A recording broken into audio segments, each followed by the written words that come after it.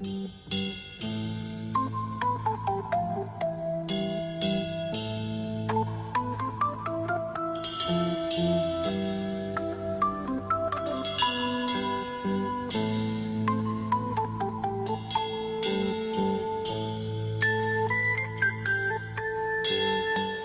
à tous les amis et content de vous retrouver sur Passion Autosport du Var. Alors la semaine dernière, on a voyagé en Italie avec Laurent avec la belle Alfa Romeo. Aujourd'hui, c'est un petit tour en Angleterre que je vous propose avec une très belle Jaguar Type E. Mon invité, c'est Giuseppe qui nous vient du 06 et c'est un grand plaisir de le recevoir dans Passion Autosport du Var.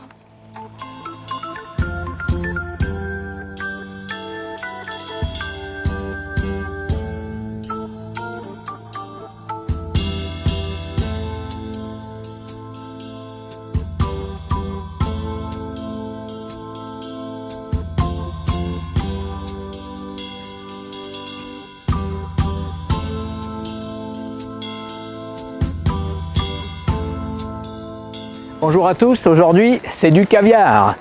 Un caviar anglais avec un joyau de la couronne, regardez-moi ça, c'est pas génial ça? Voilà, donc on a un matou magnifique qui va se prêter à nos fantaisies. Et puis bon, c'est une Type E, et puis une Type E, quand elle est sortie, elle a été présentée au Salon de Genève et il y a un certain Enzo Ferrari qui a marqué le stop devant et qui a dit c'est la plus belle voiture du monde. Donc aujourd'hui on est avec un truc qui a une ligne à couper le souffle. Et puis le ramage, ça va avec le plumage, parce qu'en dessous, il y a une belle mécanique, et puis il y a du savoir-faire à l'anglaise, et c'était une époque bénie.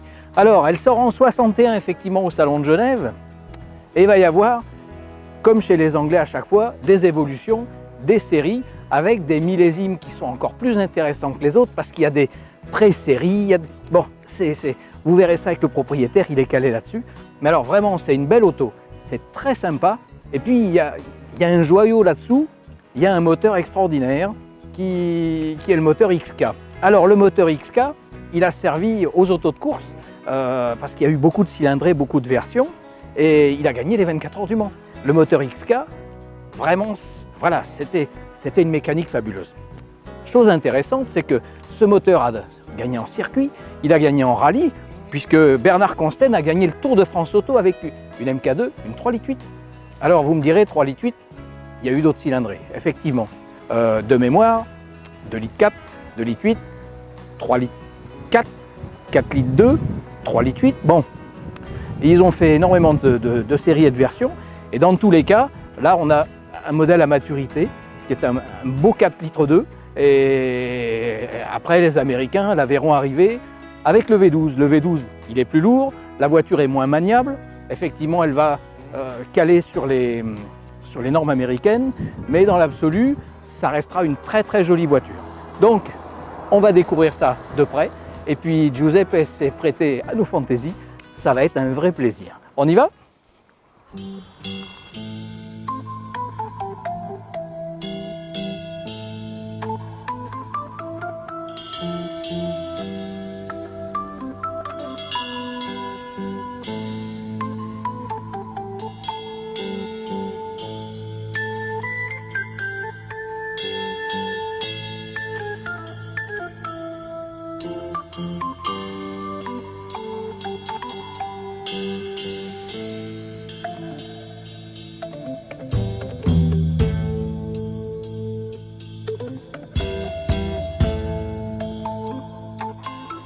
Giuseppe, ça va? Et toi? Alors, enchanté. En ce moment, on n'a que des gens du 06 qui viennent nous rencontrer, c'est extraordinaire. Il faut dire qu'on a les plus belles voitures dans le 06. Ça y est. Les plus belles femmes, les plus belles voitures. Ça commence, ça commence. Bon, pour la voiture, là, j'avoue que franchement, tu nous fais un beau cadeau parce que alors, la Jaguar Type E, on n'en croise pas à tous les coins de rue. On va revenir sur ce modèle. Comment ça débute ce côté fada de la voiture, je dirais? Alors moi je suis un fada mais depuis mon adolescence. Déjà maintenant la prescription, je peux dire, moi je conduis depuis l'âge de 15 ans. Ma première voiture c'était une Fiat Uno Turbo IE. Donc j'ai eu à peu près jusqu'à mes 30 ans toutes les voitures qui se faisaient récentes. Tout ce qu'il y avait en BM, enfin tout ce qu'il y avait de récent. Sportive qui dépote quoi. Après à 30 ans, à 29 ans, je me suis pris un Z1. C'était une passion, je voulais un Z1. Quand je l'ai vu sortir en 89 cette voiture, j'ai dit j'aurai un Z1. Je trouve une annonce et je m'achète un Z1. Et depuis le Z1, j'ai fait que de la voiture ancienne. Alors, t'en as eu combien? Parce que j'en il nous disait. J'en ai eu des kilos, Pour moi, la plus belle que j'ai eue, c'était la Morgane Aero 8. J'avais la Morgane Aero 8, version bigleuse. D'accord. C'était pour moi la plus belle voiture que j'ai eue. Elle avait un charme. Bon, c'était une anglaise aussi, comme on dit, avec ses inconvénients. Mais c'était la plus belle voiture. Après, je suis passé par une 208 GTB. Comme Magnum, Ouais. c'était une version italienne, parce que la 208 était réservée au marché italien, parce que c'était une 2 litres. Tout ce qui était plus de 2 litres en Italie, on était taxé. Donc ils ont fait comme une 308 avec un moteur 2 litres. J'ai eu la 208 GTB, donc la Morgane Aero 8. J'ai eu énormément de Z3M coupé, énormément. Porsche 356 que je viens de vendre. J'avais un BT5, les premières en plus BT5 parce qu'elle était sortie fin 59. C'était les premières. J'ai eu Spister 356 aussi. J'ai eu réplique AC Cobra avec hardtop. Vraiment la cerise pour le gâteau avec hardtop. J'ai eu, qu'est-ce que j'ai eu en ancienne J'ai eu aussi un petit peu 5 litres 3 qui était magnifique marron glacé, mais toujours emmerdé avec. J'étais toujours emmerdé avec. Il a un CV, le Tout gars. ce qui est 911, alors tout ce qui est Porsche AR, je les ai pratiquement toutes eues. En passant par la 911 2 litres 7, 3 litres 2, 3 litres, turbo look usine, pour les connaisseurs, avec l'option M491, c'est-à-dire c'est vraiment la turbo look usine, sortie d'usine. Anniversaire, 993 Targa, qui est très rare. En Porsche, j'ai pratiquement tout eu. Et maintenant, la nouvelle que j'ai depuis 2 mois, cette type E, que je tiens à préciser, série 1. Série Voilà. 1, c'est les plus recherchés. Alors on disait les années 60, 70, ça reste pour toi les plus belles années pour moi, dans le monde de l'automobile. Les années 60, 70, pour moi, c'est l'âge d'or de l'automobile. Dans tout, voilà. On a la preuve en image. Il y a merveille. une ligne, il y a un dessin. Pas spécialement de type E. Même les vieilles Alfa Romeo, même les vieilles Lancia Flamina, tout ça. Il y a une ligne. Même si on prend même les Fiat coupés des années 60-70, il y avait un dessin. Il y a du chrome, il y a de la boiserie, il y a du cuir, il y a une On odeur. parlait tout à l'heure, chaque constructeur avait son identité, avait sa petite touche personnelle, il fallait se démarquer sur le marché. Ouais. Là c'est vrai qu'on a quand même sur un truc, puis on voit pas ça tous les jours. Quand tu as eu ce véhicule, parce que là ça sort de restauration, il était dans quel état? Je l'ai acheté restauré. Hein. Ah, tu l'as acheté restauré? Je l'ai D'accord. acheté fini. Ah, moi je sais à peine mettre un boulon. Donc je l'ai acheté Ah ouais. fini. Mais c'est vraiment un travail d'orfèvrerie qu'ils ont fait. Hein. Ouais, Au moindre boulon, j'ai 400 photos de restauration. Au moindre boulon, ils ont fait à la perfection. Elle a été restaurée à Lyon, chez un carrossier lyonnais, qui a fait. Vous savez, si on regarde la voiture, on voit bien. bah, il y a- ça a l'air c'est- d'être c'est fait le dans top. les règles de l'art en tout Dans cas. les règles de l'art. C'est Voilà. magnifique. Alors ce que je te propose, on va faire un petit tour de caméra, un petit tour de caisse avec notre ami François. Ouais. Tu vas nous la détailler Je vais à te la, fond. je vais te la détailler. On à en fond. veut plein les yeux, on a envie de manger un petit pancake avec, je sais pas, n'importe quoi, boire le thé, ce que tu veux, mais on veut se régaler. Donc Père François, c'est à toi de jouer.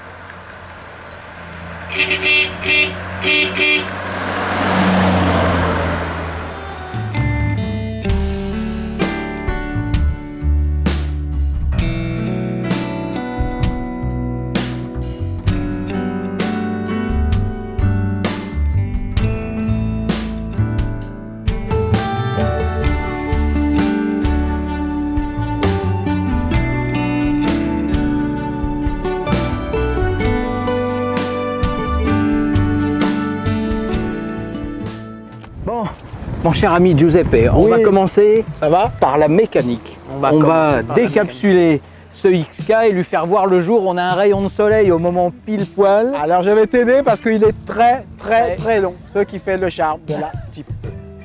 À faire Voilà. très attention pour ne pas que les buteurs touchent. Avec douceur, voilà, Voilà. impeccable.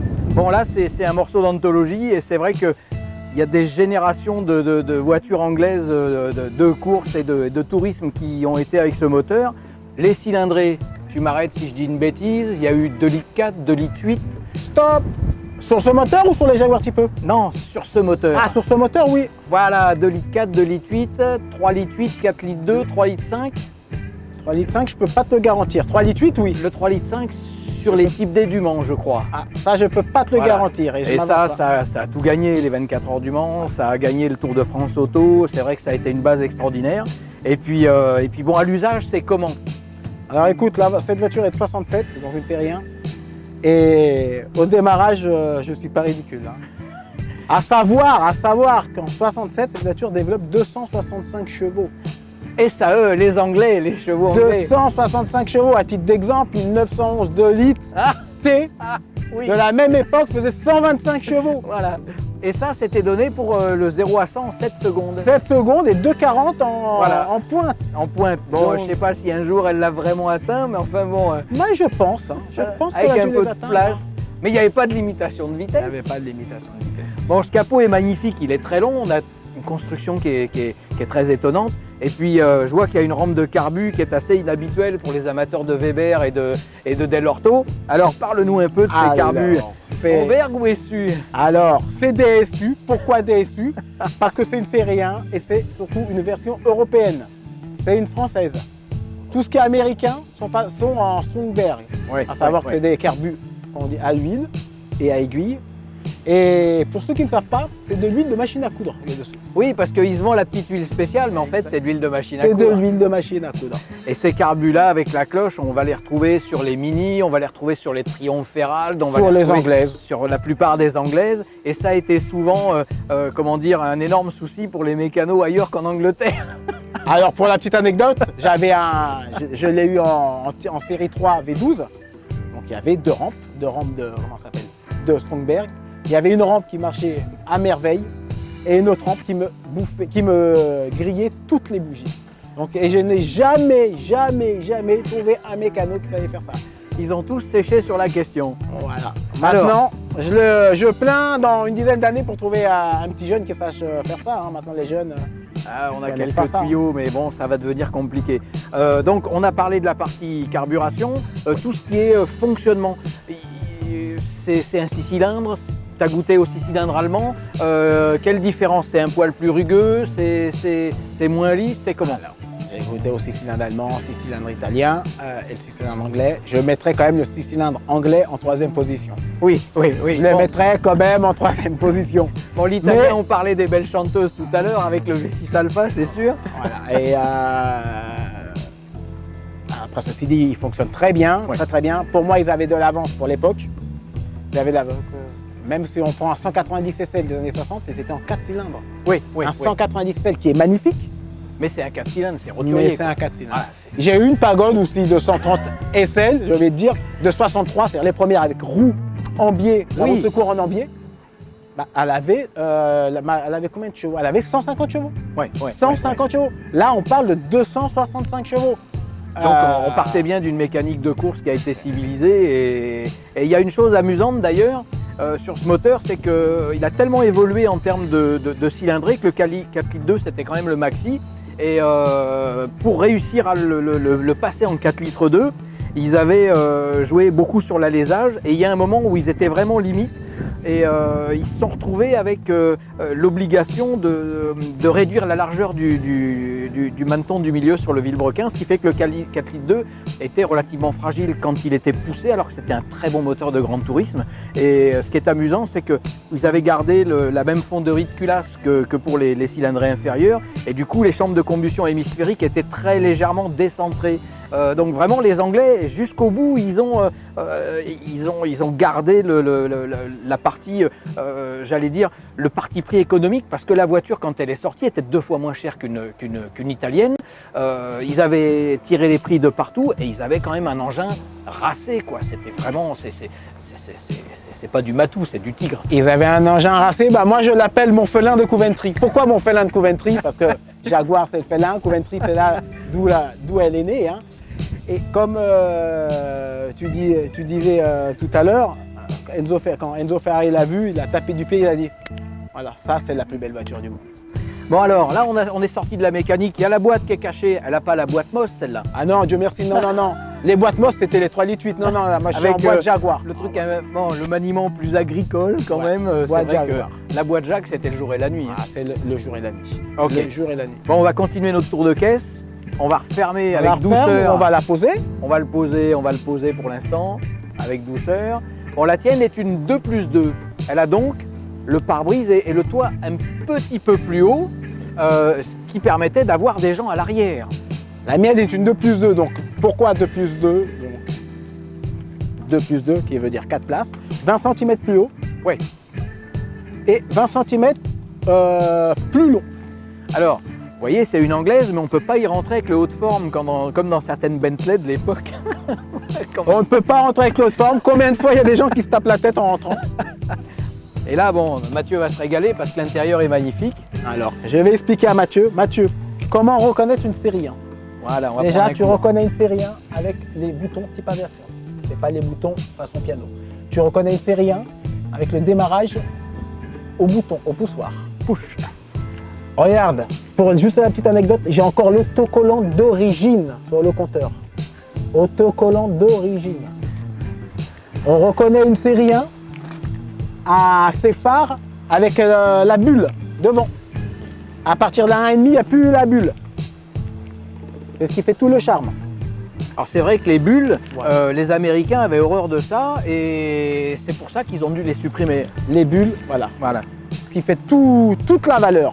On reconnaît une série 1 à ses petits feux devant. Voilà, ça c'est. On voyait arriver ça dans le rétro, on savait que Voilà. quand même il y avait du monde et il fallait se pousser. C'était très sympa. Du monde des chevaux. Comment on reconnaît une 2+2 en annonce? Des fois, avec une 2+2 ou un coupé, on ne peut pas spécialement faire attention en photo. Ouais. On reconnaît parce qu'une 2+2 a cette baguette chromée que les coupés n'ont pas. En fait, ils trichaient, ils rééquilibraient la ligne avec cet artifice stylistique, quoi. Après, on a les détracteurs du coupé et du 2+2. Il faut savoir que le 2+2 est fait pour une famille. Donc, on aime ou on n'aime pas. Absolument. Moi, je sais que j'aime. C'est une version, de toute façon, il y a eu des déclinaisons et puis ça fait partie de la typeuse. La typeuse ne serait pas ce qu'elle est aujourd'hui s'il n'y avait pas eu ce modèle. Les petits feux des séries 1. Magnifique. Ouais, ouais. Après, ils sont passés avec des feux de façon camion. J'ai pas compris. Une voiture racée avec une ligne comme ça passe avec des feux de camion. Une belle petite ligne inox. Tu sais ce qui me ferait plaisir? Ouvre-nous le coffre parce que je suis Bien sûr que dans sûr. les gens qui sont nos habitués, on va avoir quelques surprises. Voilà. Voilà le coffre. Alors, le Ça me coffre, rappelle la Beta Monte Carlo, tu te souviens qu'on moi, l'ouvrait ça me rappelle la BM Isetta. Ah oui, Un peu absolument. la porte la de bulle. frigo. La bulle devant qu'on ouvrait, Voilà. ouais, absolument. C'est pas beau ça, finition. Regarde ça. C'est pas beau. Elle est, Il n'y a que dans les elle est- voitures anciennes qu'on peut voir ça. Il y a une odeur, il y a... Après, ceci dit, à son restauration, hein, que ce soit Oui. intérieur-extérieur. Mais c'est très beau, c'est très beau. Ah, il y a du Ça aurait été style. une femme, je l'aurais épousée. Je peux pas dire mieux que ça. Ah, mais tu l'aurais pris avec déjà 2+2 Non, non, je la prenais pas enceinte. Hein.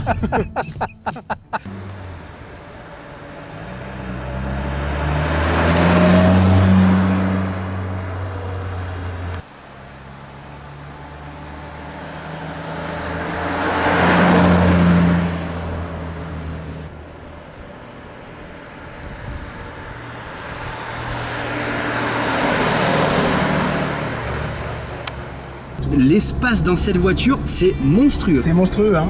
Et regarde le tableau de bord, il manque rien, hein. T'as tous les Il y a manos tout, possibles. c'est- Enfin, j'imagine que c'est un régal. Mano batterie, l'essence, l'huile, l'eau, les phares, le klaxon, Oh, excellent. le chauffage, le starter, la boîte à gants, le cendrier, le Ouais. standard, À éviter peut-être de fumer dedans là, non? et Et Neuf l'allume-cigare. 9. Bon, et alors, quand tu la conduis, cette bagnole, les sensations? Bon, alors, les sensations que t'as, ça restera toujours une vieille voiture. Mais c'est tous les matins quand je la démarre, le peu que je la démarre, on va dire, pas tous les matins, mais plus je la démarre, c'est un plaisir.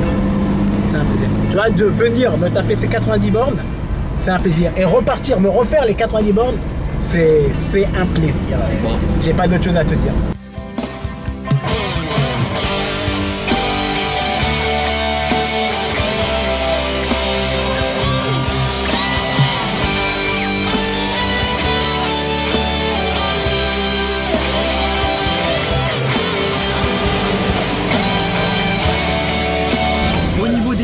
arrives à tout retrouver, pas de problème? Écoute, au niveau des pièces, on trouve tout. Pas plus tard qu'hier, elle a été en révision. Ils avaient toutes les pièces en stock. Toutes les pièces en stock. Sinon, il y a, je sais pas si on peut le dire, il y a Barat dans, il y a Barat dans le 71 qui a toutes les pièces, qui est spécialiste Jaguar. Après, il y a en Angleterre. C'est ce qui est bien, c'est comme les voitures américaines, comme les Corvettes et tout. Toutes les pièces sont dispo. Ça, c'est super. Bon ben les loulous, vous avez plus qu'à chercher une belle Jaguar Type E et Giuseppe nous a tout dit sur cette belle voiture formidable. Mais t'as oublié de dire qu'elle était à vendre. Elle est à vendre, alors avis aux amateurs, vous contactez Giuseppe ou via moi-même, hein, et je vous mettrai en relation. Oh là, j'aurai les sous, je crois que j'apprendrai, voilà.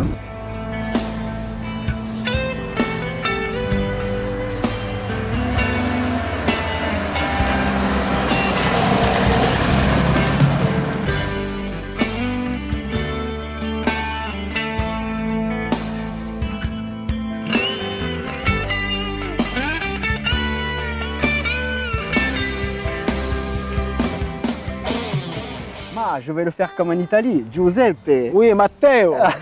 Hey, pas mal quand même. Très bien, parfait même. Écoute, merci vraiment pour nous avoir partagé cette passion que tu as pour les voitures anciennes, surtout les années 60-70. La Jaguar Type E, c'est une voiture merveilleuse, mythique. Je pense que ceux qui nous regardent, à mon avis, ils vont avoir les yeux gros comme des ballons. Mais je vais te dire, parler avec un connaisseur et des connaisseurs, pour moi, ça a été un plaisir. Montrer mon véhicule, j'ai pas vu le temps passer. Et si ça aurait duré 3 ou 4 heures de plus, j'aurais été encore de plus en plus content. Et en plus, on est dans un cadre quand même super sympa. Ouais, que je conseille, que je viendrai avec ma petite chérie. Ah, ma petite chérie, enfin sa petite chérie, pardon aussi. Comment elle s'appelle, François? Pour l'instant, elle n'existe pas. Bon. Non, je ne sais pas de nom parce que si je change entre la parution, on sait jamais. Bon, écoute, profite déjà avec la Jaguar Type E, celle-là c'est ta première chérie. Ouais. Et un bout de cher. Hein. Et un vrai merci, vraiment merci d'être venu du 06. Alors il y a la tradition, tu la connais? Eh non. C'est le bisou. Bah tu es. Eh oui, je pars jamais sans mon bisou. Voilà.